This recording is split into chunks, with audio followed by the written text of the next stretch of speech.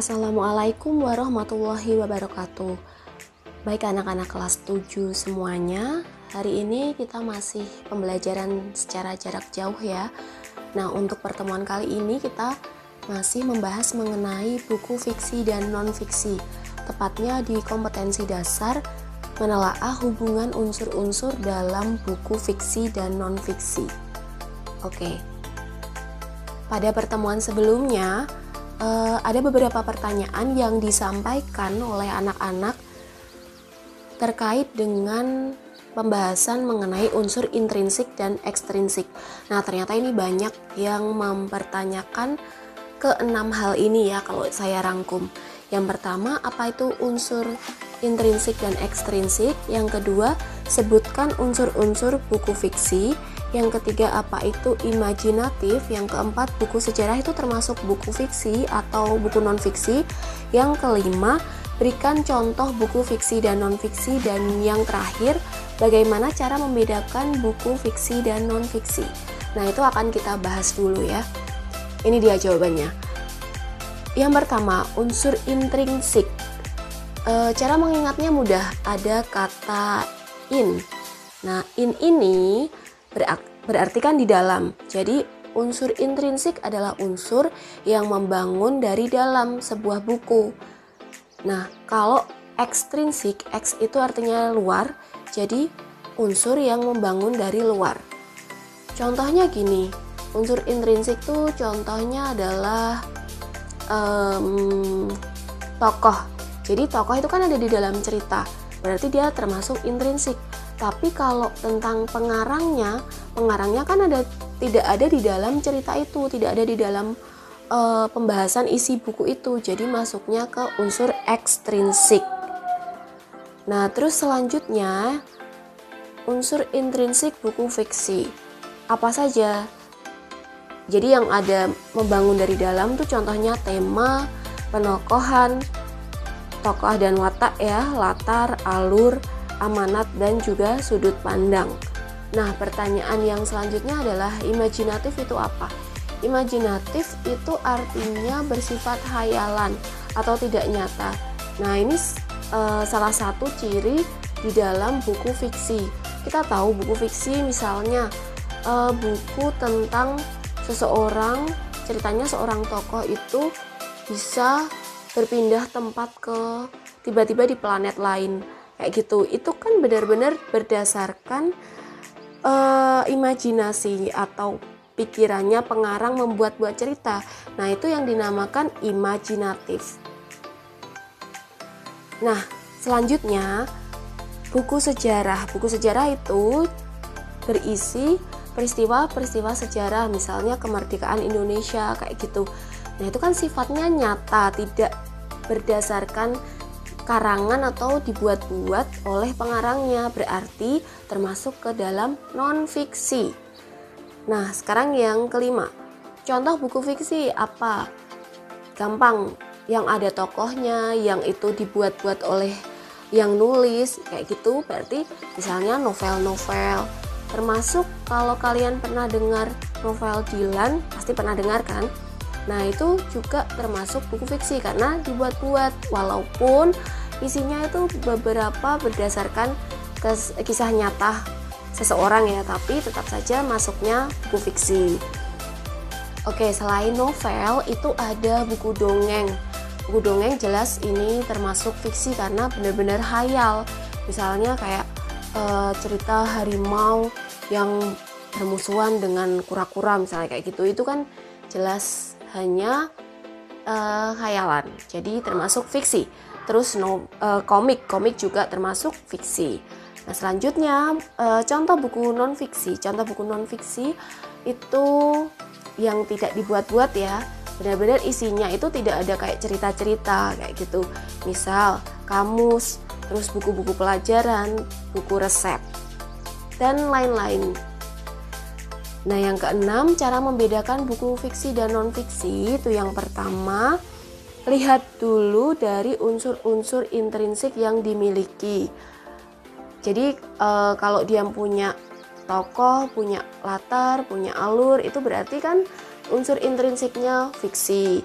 jadi masuknya ke buku fiksi. Kalau dia hanya punya daftar isi, kemudian langsung isi-isi bukunya dan hanya punya judul, nah itu berarti masuknya ke non-fiksi. Selain itu ya jelas kalau dia berisi cerita buatan berarti fiksi. Kalau tidak berisi cerita, misalnya kayak yang tadi ya, berarti non-fiksi. Oke, nah dengan membaca buku itu kita bisa juga membuat ulasan atau tanggapannya. Ulasan inilah yang disebut dengan resensi. Nah ini resensi itu banyak kita lihat misalnya kayak di koran, di majalah, kadang di media sosial juga ada. Jadi yang kayak membahas isi bukunya, terus positif buku itu apa, terus kekurangannya apa, itu namanya resensi atau ulasan buku. Nah ini akan kita pelajari melalui soal-soal berikut ya. Kita akan belajar. Mari kita coba latihan soal ini supaya lebih paham tentang ulasan buku fiksi dan non-fiksi. Soal yang pertama. Oke, ini ada kutipan tanggapan buku atau ulasan atau resensi.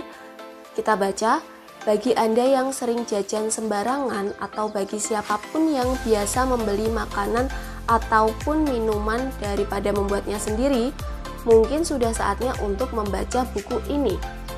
Nah, buku ini menyajikan topik-topik yang saat ini sering diperdebatkan konsumen, yaitu hubungan bahan tambahan pangan dengan kesehatan. Oke, dan seterusnya. Pertanyaannya, berdasarkan kutipan tanggapan buku tersebut, sasaran pembaca buku ini adalah, nah kira-kira siapa nih yang diwajibkan atau disarankan untuk membaca? Ada kalimat di sini, bagi Anda yang sering jajan sembarangan. Berarti siapa kira-kira? Jawabannya pembeli makanan atau minuman. Tuh. Nah, selanjutnya. Betapa apiknya Mangunwijaya menelusuri latar keturunan tokoh Atik. Ayahnya, Pak Ansana, adalah pecinta alam. Maka dari itu tidak mengherankan apabila anaknya Atik kemudian menjadi ahli biologi. Atik senang buku, ia satu dengan buku. Ia membuat karirnya dengan buku. Keistimewaan lainnya dari Mangunwijaya adalah ia mampu menampilkan penutur-penutur sesuai dengan tingkat sosial dan lingkungannya. Masalah yang disoroti dalam tanggapan isi novel, berarti ini tentang buku fiksi ya.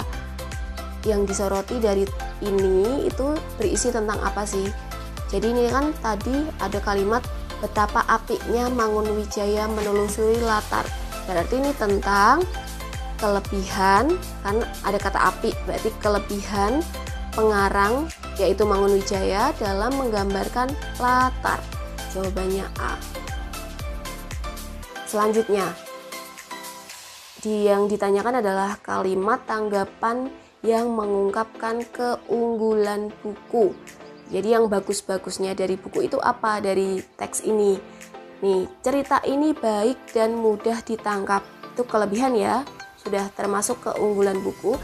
Pengarang menyajikan masalah yang aktual dan sering kita jumpai dalam kehidupan sehari-hari. Semuanya dapat diterima akal sehat serta tidak membosankan. Itu juga keunggulan. Jadi jawabannya yang A. Cerita dapat diterima akal sehat dan tidak membosankan. Ini dari kalimat ketiga. Oke, next. Hal yang dibahas pada penggalan resensi di atas.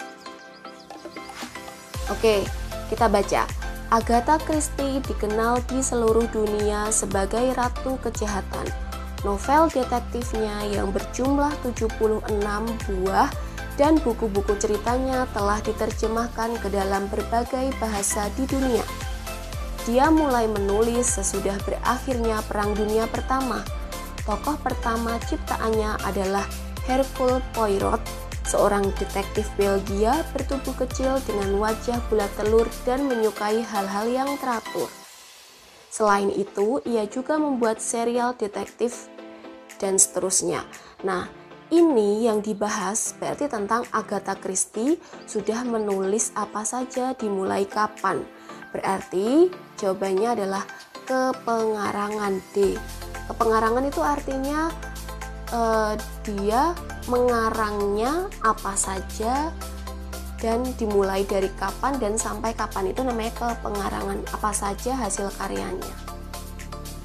Oke, selanjutnya kamu dapat mengetahui secara garis besar isi buku dengan melihat, kalau kita baca buku, misalnya buku pelajaran, kita tahu isi buku itu apa saja, waktu pertama dapat buku itu dari mana.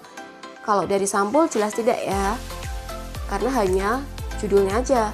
Jadi ini dari daftar isi, atau kalau daftar isi di sini kan nggak ada, berarti jawabannya indeks. Indeks itu di bagian akhir buku yang berisi tentang kayak isi buku itu apa saja dan di halaman berapa, itu namanya indeks.